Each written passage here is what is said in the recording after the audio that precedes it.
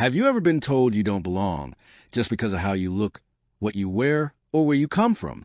Now imagine being 81 years old, standing in front of the most exclusive luxury store in Paris, and hearing those words without them ever being spoken.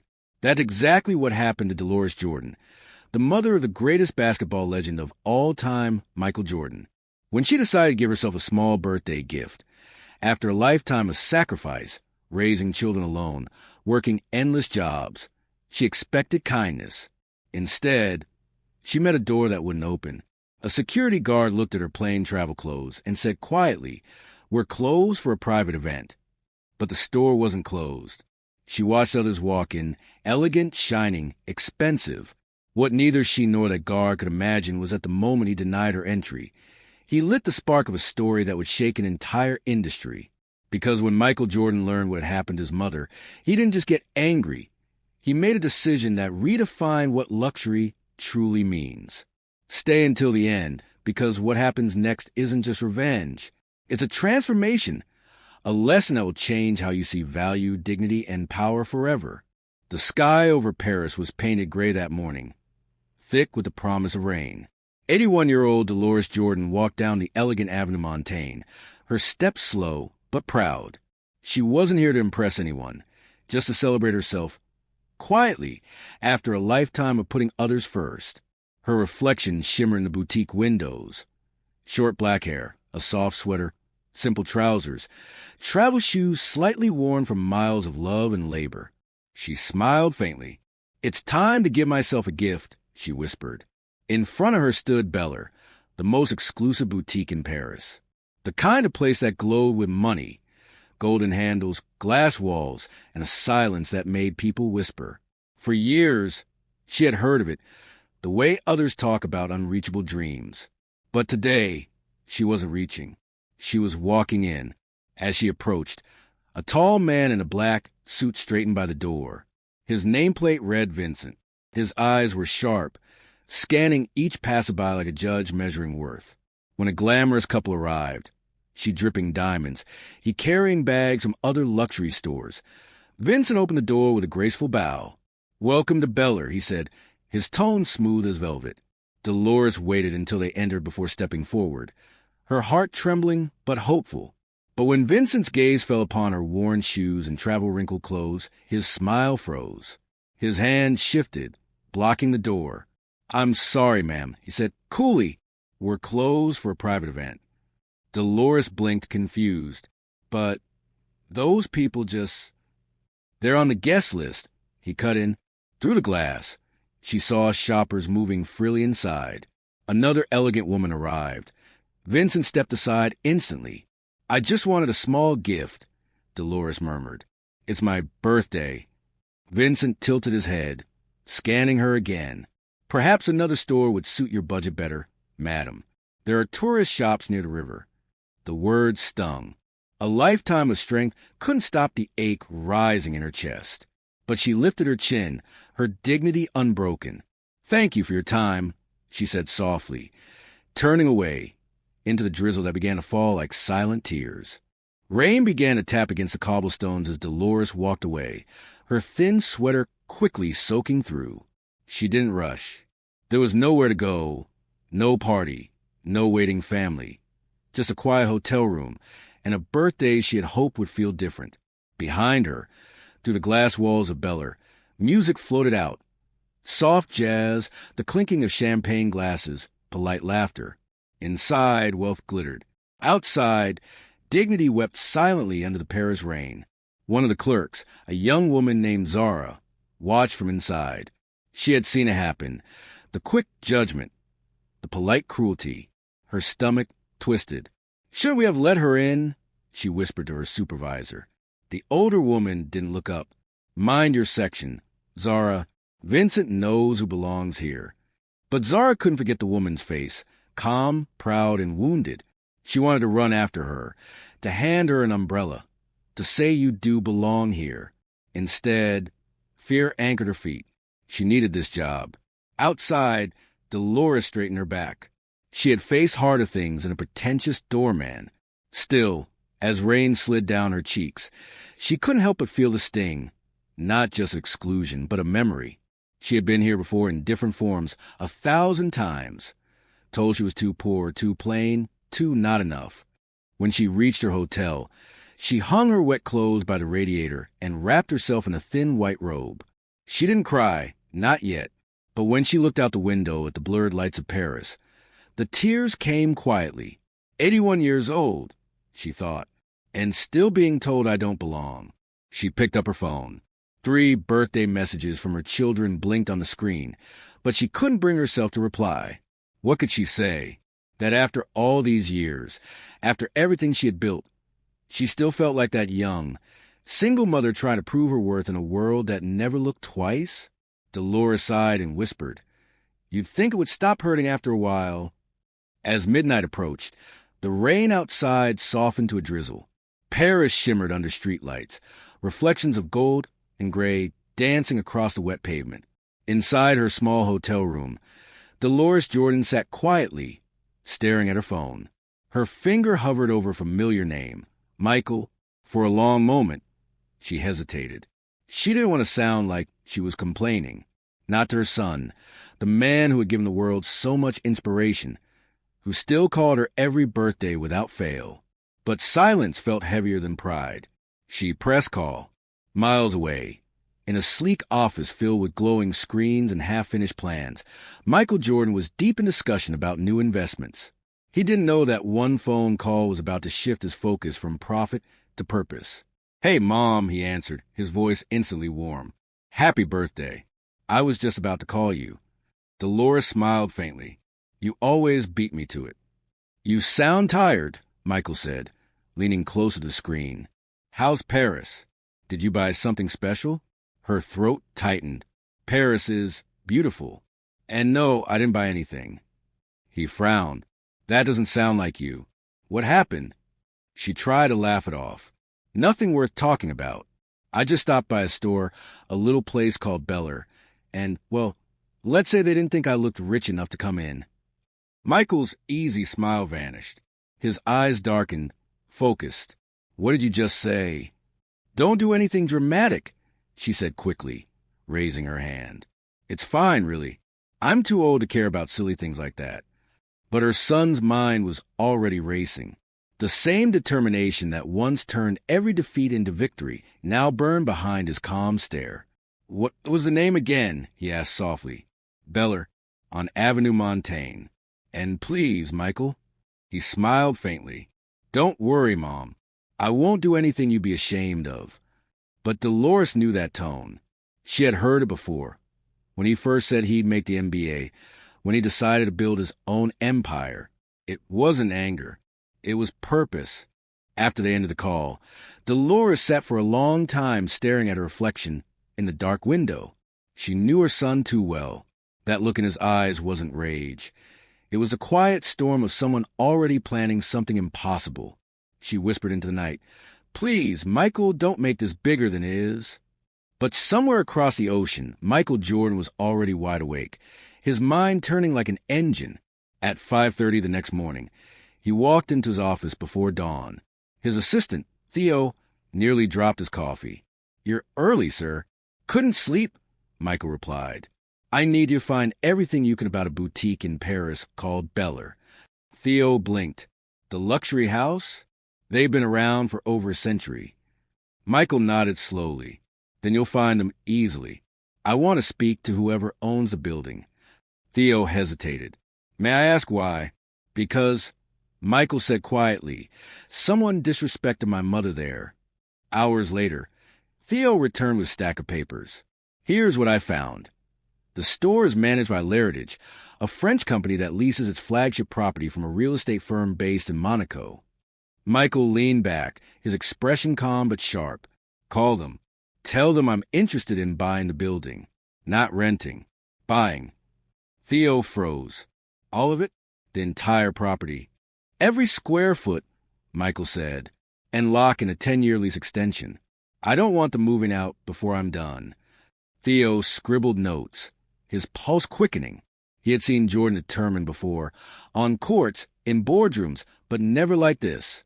"Understood, sir," he said. As the sun rose over Chicago, Michael stared out his window, his reflection overlapping with the city skyline. "This isn't about revenge," he murmured. "It's about respect." Meanwhile, across the Atlantic, the streets of Paris were waking up. Inside Beller, employees prepared for another day of polished perfection. But something felt off. The air buzzed with rumors before anyone had even clocked in. "Did you hear?" whispered Philip, one of the security guards. "Madam, DuPont's been on the phone since dawn. Something's happening." Zara adjusted the silk scarves on a display table. "What kind of something?" "No one knows," Philip said, lowering his voice. "But she looks terrified." Minutes later, Madame DuPont, the store manager, emerged from her office, her usual poise replaced with nervous energy. "Everyone listen," she announced. "We've received word from corporate. The building has been sold." A hush fell over the room. "Sold?" repeated Marcel from the jewelry department. "To whom?" "We don't know," DuPont admitted. "For now, we continue as usual." Vincent, the doorman, chuckled lightly. "This store has survived 2 wars, 3 recessions, and 5 CEOs. Nothing will change." But his voice lacked its usual arrogance. By noon, the whispers spread like wildfire. Some said a Russian billionaire had bought it. Others swore it was a Chinese investment firm. Zara, quietly folding cashmere scarves, couldn't shake a strange thought. What if this had something to do with that woman yesterday? When her shift ended, she walked home to the rain, her reflection flickering in puddles. She couldn't explain why, but she hoped, truly hoped, that whoever bought the store would bring change. Something inside her had shifted since that moment at the door. She couldn't unsee it. A proud, elderly woman turned away for not looking rich enough. That night, she prayed quietly, "Let whoever owns Beller now be someone who understands what dignity really means." She had no idea her prayer was already being answered. The next morning, as rumors spread through Paris, Dolores Jordan sat in a cozy cafe near the Eiffel Tower. The aroma of roasted coffee filled the air while early sunlight spilled through the window. She stirred her cup slowly, lost in thought. The humiliation from that rainy afternoon still lingered, not for the insult itself, but for what awoke inside her. Her mind drifted back to Carolina, decades earlier, where the soil was red, the summers hot, and life was anything but easy.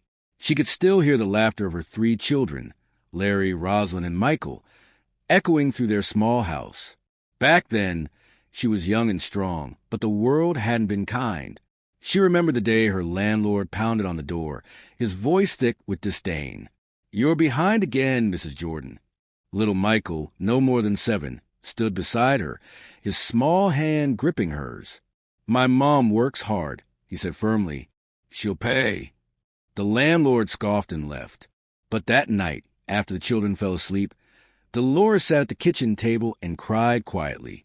Then, the next morning, she wiped her tears, tied her apron, and took another job, the 5th one.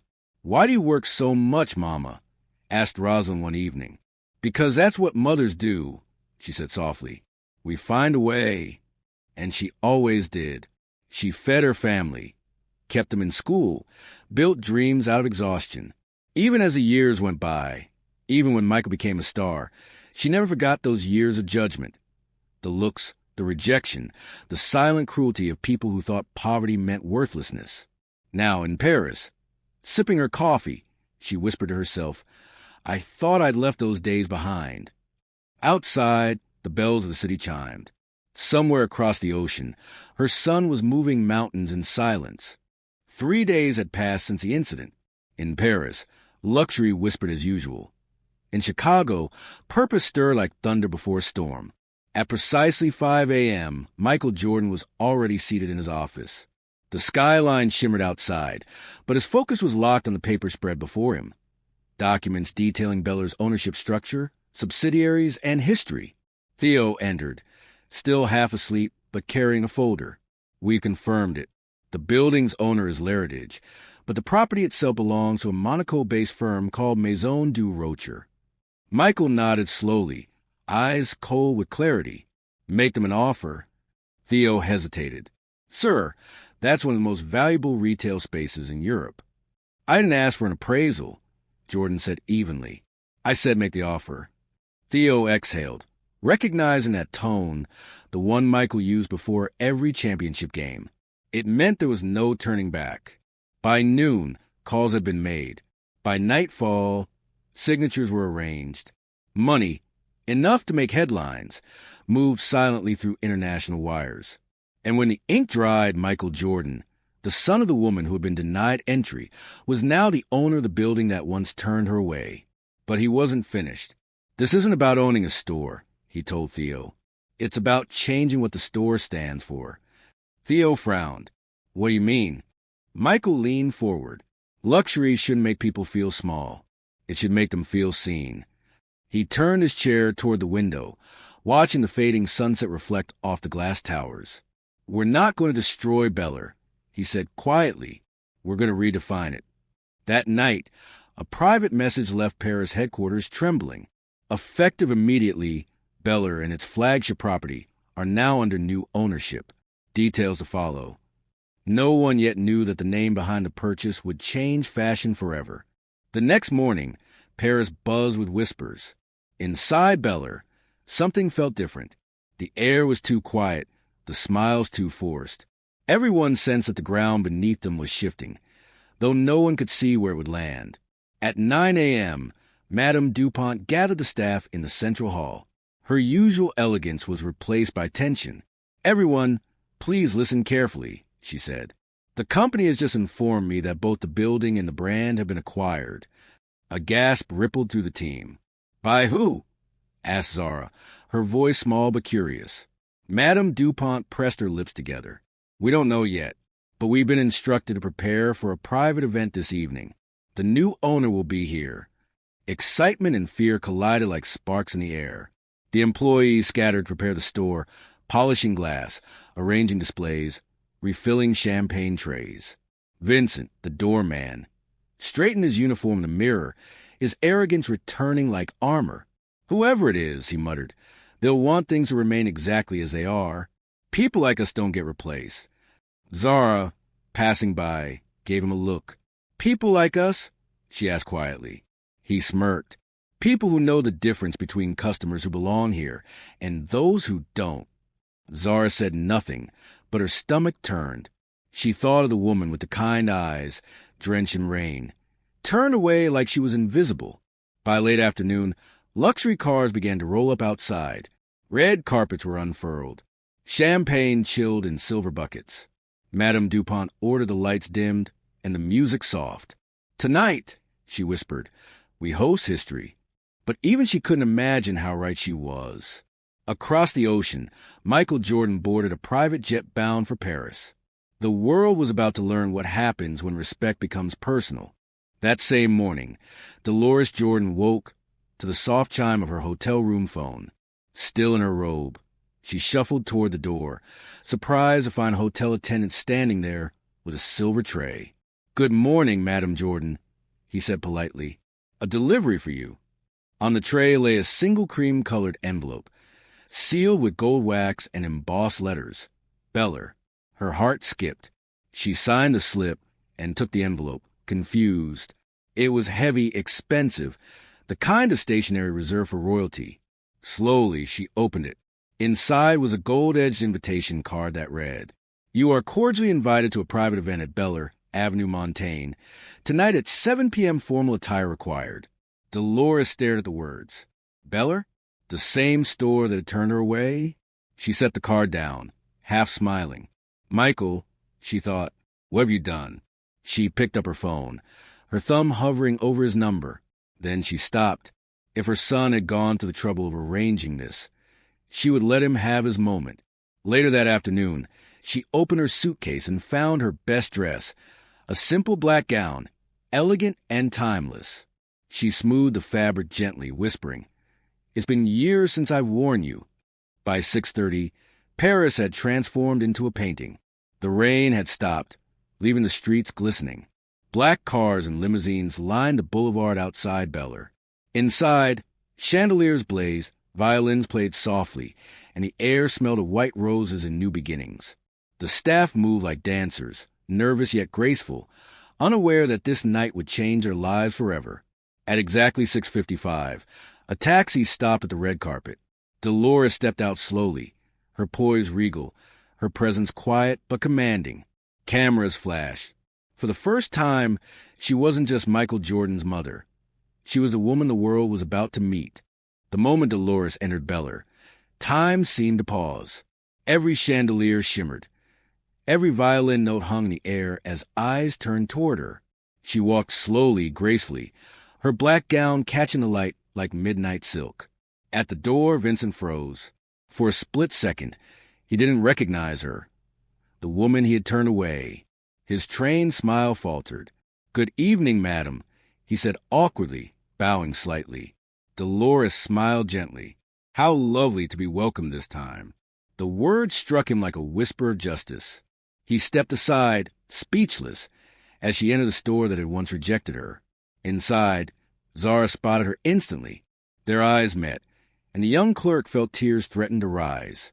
She smiled softly, almost apologetically. Dolores returned it, her expression calm, forgiving. As the clock struck 7, the lights dimmed. The music faded. "Ladies and gentlemen," a voice announced through hidden speakers, "please direct your attention to the grand staircase." All eyes turned as a tall, familiar figure appeared at the top of the steps. It was Michael Jordan, dressed in a black suit, confident, composed, and impossibly calm. The room gasped.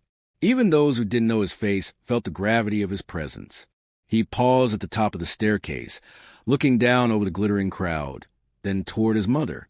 Their eyes met, hers full of surprise, his full of pride.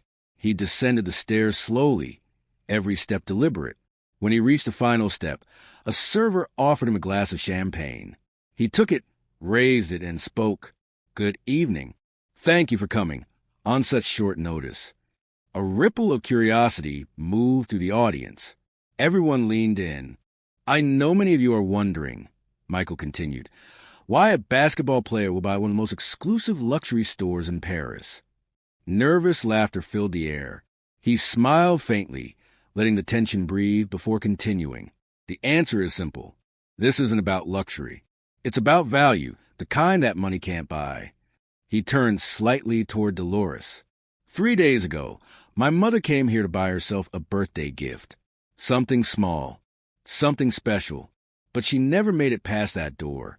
A murmur spread through the crowd. Eyes darted toward Vincent, who stood stiffly by the entrance, his face pale. She was told the store was closed. But it wasn't, Michael said quietly. It was just closed to her. The silence was complete now. Even the air seemed to hold its breath. "I didn't buy Beller out of anger," he went on.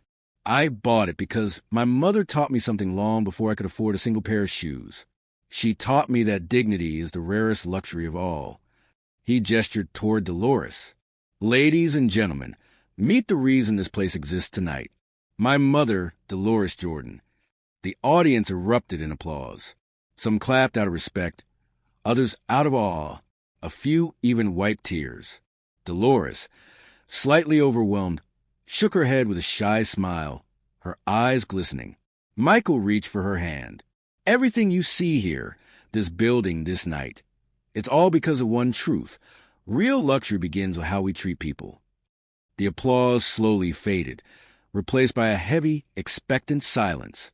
Michael continued, his voice calm but powerful. "Starting today, Bella will change what it means to be a luxury brand. We will keep our craftsmanship, our excellence, but not our arrogance." He nodded to Theo, who stepped forward and tapped a tablet. A massive screen behind the staircase lit up, displaying a new logo: Beller Quality, Craftsmanship, Community. "This," Michael said, "is the beginning of the Dolores project." Gasps filled the room. Cameras flashed. Even seasoned journalists leaned forward. "From now on," he said, 20% of our profits will go toward supporting single parents, the people who, like my mother, build futures with their bare hands. And 30% of our collection will be reserved for what we call the community line. Luxury pieces at reduced prices, exclusively for teachers, nurses, firefighters, and social workers. The ones who give more than they take." Madame Dupont stepped forward, shaken. "Mr. Jordan, That's never been done before. Michael nodded. That's the point. He turned to the employees. And starting tomorrow, these doors will open to everyone. No one will ever be judged by what they wear when they walk in, because luxury should never be about exclusion. It should be about celebration. Dolores watched him, her hand trembling slightly in his. She whispered, "You've turned pain into purpose." He smiled gently. "You taught me how." The next morning, Bella remained closed to the public. But inside, change was already taking root. The entire staff gathered in the back room. Michael stood at the front, casual this time, no cameras, no crowd, just people. "I know this is new," he said, "and for some of you it's uncomfortable. But I'm not asking for perfection. I'm asking for empathy." His gaze landed briefly on Vincent, who stared at the floor. Every person who walks through that door deserves to feel seen. Whether they're wearing designer shoes or worn-out sneakers, it doesn't matter. Zara nodded, tears glimmering in her eyes. For the first time, she felt proud to wear the Bella uniform. Michael continued, "Next week, when we reopen, I want each of you to experience both sides. You'll come dressed like ordinary people, no name tags, no uniforms. You'll walk in as customers. Feel what it's like to be ignored and what it feels like to be treated with kindness. That's how you'll learn the difference." The room was silent, filled with respect. Even Vincent looked up, ashamed but listening. Dolores stood in the corner, watching her son lead with the same grace she had tried to teach him as a child. The room no longer smelled of perfume and polished marble. It smelled of change, and for the first time, Bella truly felt luxurious. Over the following weeks, the transformation of Bella became the talk of Paris. Construction teams arrived at dawn, not to tear the place down, but to rebuild its soul. The golden door handle stayed, but the signage changed. The air of superiority was replaced with warmth. Designers visited, skeptical at first, afraid of what this change might mean for their image. Michael met them personally. "We're not lowering standards," he said. "We're raising humanity." Some frowned, others smiled. One designer asked, "And what do we gain from this?" Michael's answer was simple. "You gain relevance." Word spread fast.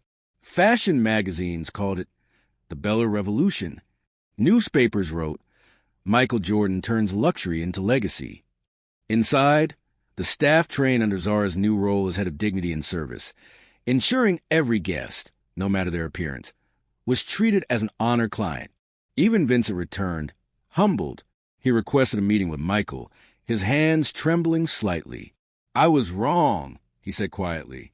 "Not just with your mother, with many people. I'd like to learn." Michael studied him for a long moment. "Then start by listening," he said, "and never forget that an open door is more powerful than a locked one." Outside, a new crowd began forming around the store daily. Families, workers, artists, teachers. They weren't just curious about the products. They came to witness a movement. For the first time in its 100-year history, Bella wasn't intimidating. It was inspiring.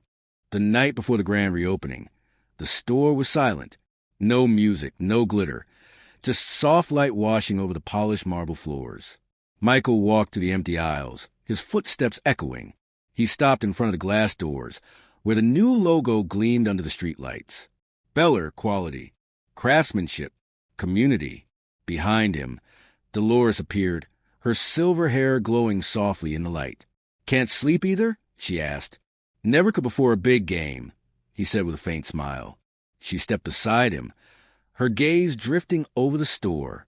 "It's beautiful," she whispered. "So are you," he replied. "You're the reason this exists." She chuckled softly. "I only wanted a scarf." Michael smiled. "And now you have a legacy." They walked together in silence for a while. Then Dolores spoke, her voice low. "Michael, I never want to be the reason you fought another battle." He shook his head. "You didn't start a battle. You reminded me why I fight." They stood before the doors, mother and son, two reflections of resilience. Dolores reached out, touching the cool glass. "Tomorrow," she said, "people will walk through these doors and feel something they've never felt before."